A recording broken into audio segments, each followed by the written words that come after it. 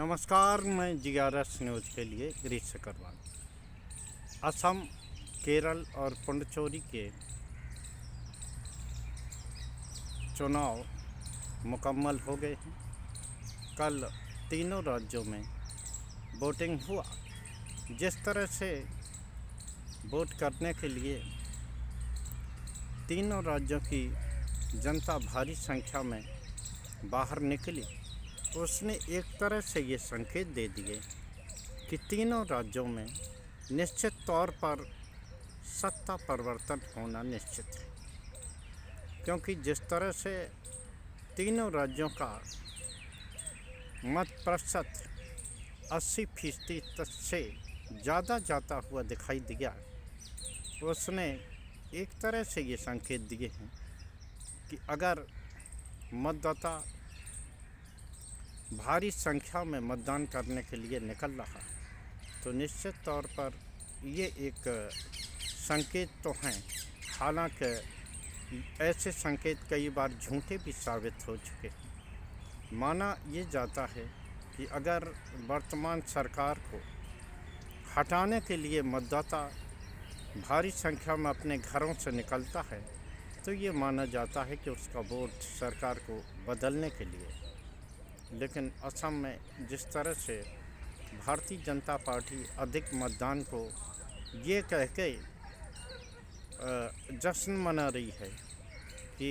जो लाभार्थी थे वो सभी लाभार्थी भाजपा के पक्ष में मतदान देने के लिए भारी संख्या में घरों से निकले हैं। निश्चित तौर पर क्या होगा क्या नहीं होगा इसकी जानकारी तो हम सभी लोगों को 4 मई को ही मिल पाएगी, जब ईवीएम खुलेंगी और उसमें से तीनों राज्यों के मतदाताओं के रिजल्ट निकलेंगे। हालांकि जिस तरह से असम के मुख्यमंत्री न सिर्फ प्रेस वार्ता में पत्रकारों पर झल्लाए और जिस प्रकार से उन्होंने अपनी भाषाई मर्यादा को मत डालते समय भी जिस प्रकार उनके चेहरे पर उत्साह दिखाई नहीं दिया, उसने एक तरह से ये संकेत दे दिया है कि वो असम चुनाव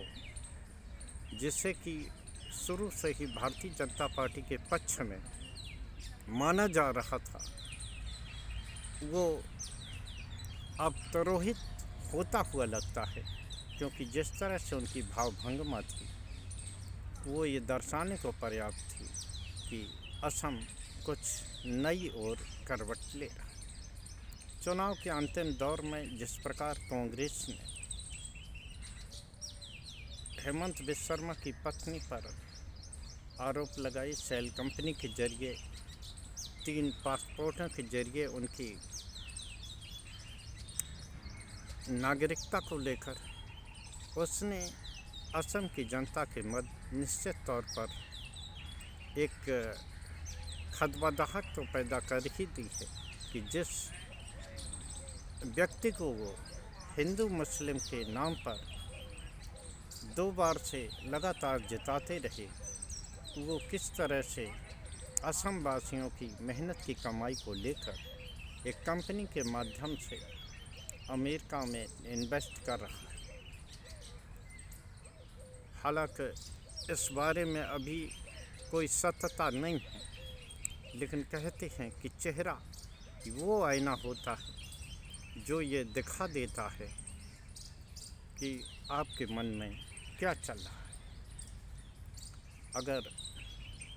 असम हारते भी हैं तो निश्चित तौर पर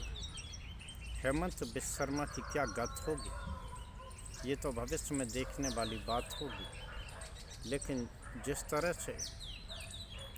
कांग्रेस ने मतदान के अंतिम चरण में हेमंत बिस्वा शर्मा को एक तरह से बैक फुट पर आने के लिए मजबूर कर दिया, किस तरह से उन्होंने कांग्रेस के राष्ट्रीय अध्यक्ष मल्लिकार्जुन खड़गे के लिए जिस तरह का शब्दों का प्रयोग किया,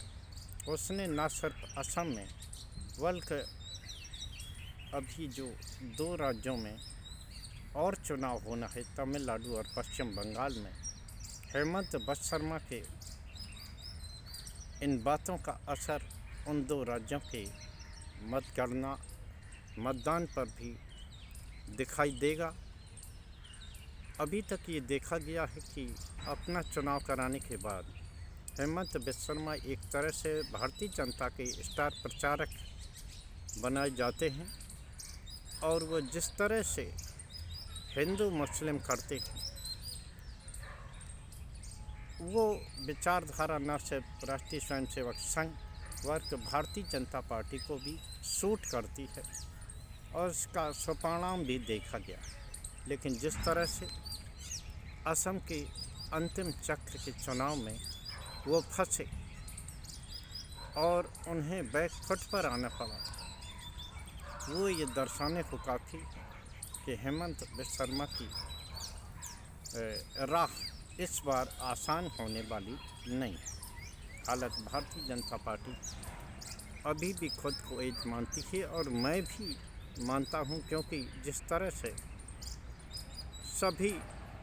संवैधानिक संस्थाएं भारतीय जनता पार्टी के पक्ष में खड़ी और चुनाव के बीच में भी जिस प्रकार से हेमंत बिस्वा शर्मा जिस विश्वास से दावा कर रहे हैं, पत्रकारों को लताड़ लगा रहे, विपक्षी दलों को लताड़ लगा रहे, वो दर्शाने को काफ़ी है कि वो अपनी जीत के प्रति आशान्वित हैं। हालांकि जनता ने क्या सोच रखा है इसकी जानकारी तो हम सभी लोगों को 4 मई को ही मिली। लेकिन भारतीय जनता पार्टी ने जिस प्रकार हेमंत बिस्वा शर्मा को बीच चुनाव में उनके हाल पर छोड़ दिया, कोई भी भाजपा का प्रवक्ता हो या कोई भी नेता उनके पक्ष में बयान देता हुआ नज़र नहीं आया। खुद बिस्वा शर्मा खींचते हुए दिखाई दिए और जिस प्रकार मतदान के बाद प्रेस वार्ता के दौरान लल्लन टॉक के पत्रकार के खिलाफ जिस प्रकार की बातों का उन्होंने प्रयोग किया, जो खींच दिखाई, वो ये बताने को काफ़ी है कि अब भारतीय जनता पार्टी में भी हेमंत बिस्वा शर्मा का अंतिम समय ही चल रहा, क्योंकि ऐसा होता नहीं कि भारतीय जनता पार्टी अपने लोगों का बचाव न करे, लेकिन हेमंत बिस्वा शर्मा पर जो भी किया वो हेमंत बिस्वा शर्मा ने अपने बलबूते पे किया।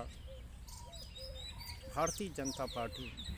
और उनके शीर्ष नेतृत्व का उन्हें कोई सहारा नहीं मिला। अब ये देखना दिलचस्प होगा कि अगर भारतीय जनता पार्टी चुनाव जीतती है तो क्या वो हेमंत बिस्वा शर्मा को तीसरे कार्यकाल में भी मुख्यमंत्री बनाएगी। ये प्रश्न आप सभी के लिए छोड़ता हुआ मैं अपना ब्लॉग यहीं ख़त्म करता हूँ। जय हिंद, जय भारत। कल फिर किसी नए मुद्दे पर आपके साथ जुड़ने का प्रयास करूँगा। जय हिंद।